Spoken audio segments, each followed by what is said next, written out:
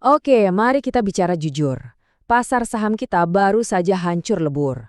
Tapi ini bukan sekedar soal sentimen, oh bukan. Kita akan bongkar apa yang sebenarnya terjadi karena akarnya jauh lebih dalam dan lebih busuk dari yang kita bayangkan. Nah, kalimat ini kena banget. Ini bukan cuma IHSG yang anjlok, yang benar-benar jatuh dan hancur berkeping-keping. Itu adalah ilusi kita semua, ilusi bahwa pasar modal Indonesia itu bisa berdiri sendiri. Ternyata jauh panggang dari api. Sebelum kita bahas kenapanya, kita lihat dulu apa yang terjadi. Ingat hari Kamis berdarah itu? Pagi masih adem ayem, IHSG bukan normal. Tiba-tiba siangnya, boom, panic selling di mana-mana. Sorenya, bursa sampai harus menghentikan perdagangan. Dan dalam hitungan jam, ratusan triliun rupiah lenyap begitu saja. Gila kan? Jadi, siapa biang keroknya? Anehnya, ini bukan karena politik dalam negeri atau skandal lokal. Pemicunya datang dari luar, dari sebuah entitas bernama MSCI. Anggap saja dia ini wasitnya Liga Keuangan Global. MSCI itu apa sih?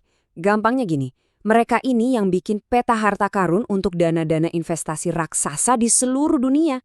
Indeks buatan mereka itu yang jadi panduan triliunan dolar mau parkir di mana. Mereka bilang A, ya semua uang raksasa itu ikut A. Kekuatan mereka itu nggak main-main. Coba bayangin ya, MSCI itu kayak Michelin Guide buat bursa saham. Kalau pasar kita dapat bintang dari mereka, wih, investor asing langsung antri. Atau anggap saja mereka ini wasit di final Piala Dunia. Sekali tiup fluid, nasib pasar kita bisa langsung berubah total. Dan yang lebih gila lagi, MSCI ini menciptakan semacam sistem kasta untuk pasar modal dunia. Ada liga utama, isinya negara-negara dewa kayak Amerika dan Jepang. Terus ada liga menengah, nah disinilah posisi Indonesia sekarang. Dan paling bawah ada liga Tarkam. Masalahnya, kita sekarang diancam mau ditendang turun ke liga Tarkam. Dan jangan salah ya, turun kasta itu bukan cuma soal gengsi atau malu, bukan. Ini soal duit, ini soal keran investasi triliunan rupiah yang bisa mendadak ditutup rapat-rapat. Kering kerontang. Parahnya lagi, sebagian besar uang yang ikutin MSCI ini dikelola sama investor robot. Ini dana-dana pasif, algoritma. Mereka nggak peduli fundamental perusahaan bagus atau jelek, mereka nggak baca laporan keuangan, perintahnya cuma satu, ikuti indeks MSCI. Robot itu nggak punya emosi, nggak kenal panik, mereka cuma patuh. Dan kepatuhan buta inilah yang bisa membantai pasar kita. Terus, kenapa MSCI sampai semarah ini sama kita? Kenapa mereka sampai mengancam? Nah, disinilah boroknya kebongkar. Jawabannya cuma satu kata, manipulasi. Lebih spesifik lagi, manipulasi soal free float. Jadi, apa sih kebohongan yang kita lakukan sampai-sampai seluruh pasar modal kita di ujung tanduk begini? Oke, biar gampang bayangin sebuah restoran. Restoran ini bilang ke semua orang, kami punya 10 kursi buat tamu publik. Tapi kenyataannya, 8 dari 10 kursi itu diisi sama keragat atau teman-teman si pemilik yang cuma pura-pura jadi tamu. Kelihatannya sih restorannya rame, padahal investor beneran, tamu asli, mau masuk susah, mau keluar juga susah. Nah, itulah yang terjadi di bursa kita. Banyak perusahaan ngakunya saham publiknya sekian persen, memenuhi syarat free float. Padahal saham-saham itu cuma diparkir di rekening-rekening nomini, dipegang sama proksi, sama boneka.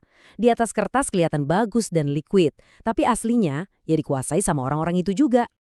Jadi, pahami ini baik-baik. Masalah utamanya itu bukan pasar kita jatuh, bukan. Masalah utamanya adalah pasar kita ketahuan bohong. Ini bukan krisis ekonomi, ini krisis kepercayaan. Dan sekarang kita sampai di bagian yang paling genting. MSCI sudah kasih kita tenggat waktu. Waktu untuk bersih-bersih. Ini bukan lagi drama sinetron, teman-teman. Ini adalah kalender yang detiknya terus berjalan. Berapa besar taruhannya? Coba bayangin angka ini. 131 triliun rupiah. Itulah potensi dana asing yang bisa angkat kaki kalau kita beneran diturunkan kastanya. Uang sebanyak itu bisa menguap dari pasar kita. Kebayang nggak keringnya kayak apa? Dan biar jelas ya, ini bukan fear-mongering. Ini bukan nakut-nakutin. Ini kalender. Titik. Sebuah ujian hidup mati untuk reputasi pasar modal kita. Oke, suasananya memang mencekam. Kepanikan di mana-mana. Deadline di depan mata. Terus, sebagai investor waras, kita harus gimana? Apa yang harus kita lakukan di tengah badai ini? Nah, pertanyaannya kan sekarang itu harus apa? Ikut-ikutan jual semua aset atau justru ada cara lain untuk menyikapi situasi ini? Prinsip pertama, dan ini yang paling penting, kita harus bisa bedain dua hal yang sama sekali berbeda. 1. Harga saham yang jatuh. 2. Bisnis perusahaan yang rusak. Coba pikir, apa bisnis bank besar tiba-tiba berhenti cuma karena investor robot dari luar negeri jual sahamnya? Kan enggak. Nasabah tetap nabung, kredit tetap jalan. Kepanikan pasar itu cuma bikin harganya diskon, bukan bikin bisnisnya bangkrut. Warren Buffett pernah bilang, cara terbaik cari uang adalah dengan membeli saat darah berceceran di jalanan. Artinya, justru di saat semua orang panik luar biasa, disitulah peluang terbesar muncul. Jadi apa artinya buat kita? Simpel. Pertama, kembali ke fundamental. Cek lagi mana perusahaan yang beneran untung, yang rajin bagi dividen. Kedua, jauhi saham-saham ilusi dan gorengan, karena di saat krisis, sampah akan kembali jadi sampah. Dan ketiga, pinter-pinter bedakan mana perusahaan sehat yang harganya lagi diskon dari perusahaan yang memang udah sekarat. Pada akhirnya, apa sih pelajaran yang bisa kita petik dari tamparan keras ini, dari krisis yang menyakitkan ini? Krisis ini sebetulnya memaksa kita jadi investor yang lebih dewasa. Ada 3 prinsip yang harus kita pegang. Pertama, selidiki siapa pemilik asli perusahaan. Jangan cuma telan mentah-mentah cerita manisnya.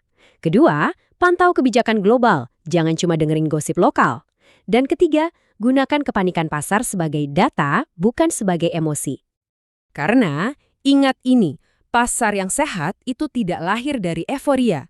Pasar yang sehat lahir dari transparansi. Transparansi yang dipaksakan oleh krisis. Sebuah proses yang mungkin menyakitkan, tapi sangat-sangat kita butuhkan.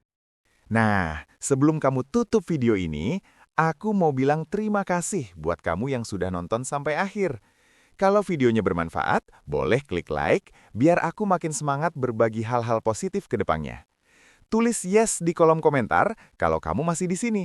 Aku pengen tahu kamu benar-benar ikut sampai habis. Jangan lupa juga share ke teman-teman kamu yang mungkin butuh info ini. Karena berbagi hal baik, itu langkah kecil buat dampak besar. Dan kalau kamu belum subscribe, yuk gabung bersama kami. Terima kasih sudah jadi bagian dari perjalanan ini. Kita tumbuh, belajar bersama, dan ayo Indonesia maju terus.